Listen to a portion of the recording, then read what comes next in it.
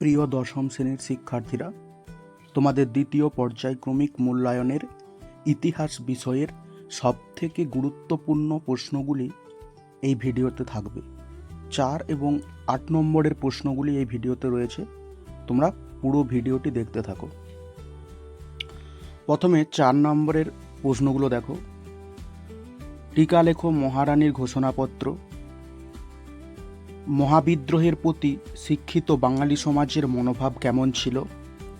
1857 খ্রিস্টাব্দের মহাবিদ্রোহকে কি সামন্ত শ্রেণীর বিদ্রোহ বলা যায়?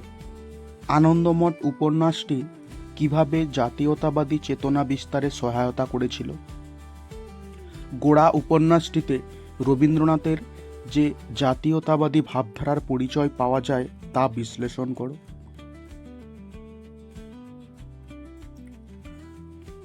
19 শতকের জাতীয়তাবাদের বিকাশে ভারতমাতা চিত্রের অবদান কী ছিল?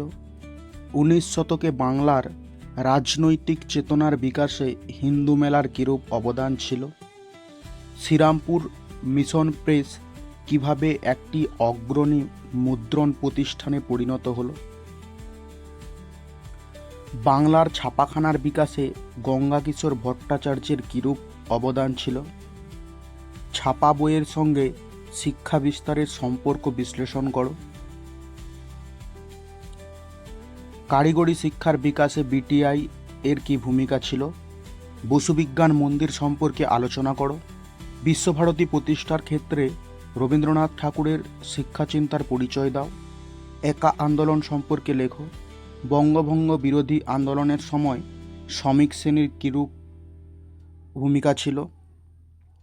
ওয়ার্কার্স অ্যান্ড পেজেন্টস পার্টি সম্পর্কে লেখো। আর টিকা লেখো কংগ্রেস সমাজতন্ত্রী দল। এই 17টা 4 নম্বরের প্রশ্ন। এবার আমরা দেখব 8 নম্বরের প্রশ্নগুলো। 8 নম্বরের প্রথম প্রশ্ন, ভারত সভার উদ্দেশ্য ও কার্যাবলী লেখো। 19 শতকে ভারতে লেখায় ও রেখায় জাতীয়তাবাদের বিকাশের সংক্ষিপ্ত বিবরণ দাও।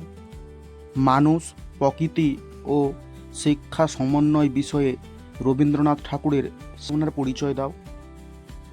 রবীন্দ্রনাথ ঠাকুরের শিক্ষা চিন্তা ও শান্তিনিকেতন ভাবনার সংক্ষিপ্ত পরিচয় দাও। বিংশ শতকে উপনিবেশ বিরোধী আন্দোলনে বামপন্থীদের ভূমিকা আলোচনা করো।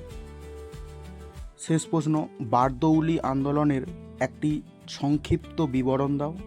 তুমি কি মনে করো যে এই আন্দোলন ভূমিহীন কৃষক শ্রেণী এবং কৃষি শ্রমিকদের স্বার্থ রক্ষায় সফল হয়েছিল? 8 নম্বরের এই 6টা প্রশ্ন। এই প্রশ্নগুলো তোমরা ভালো করে করো। চ্যানেলটিকে সাবস্ক্রাইব করে রাখো এই ধরনের ভিডিও পাওয়ার জন্য। ভালো লাগলে লাইক করবে, কমেন্ট করবে এবং বন্ধুদেরকে শেয়ার করবে। ধন্যবাদ।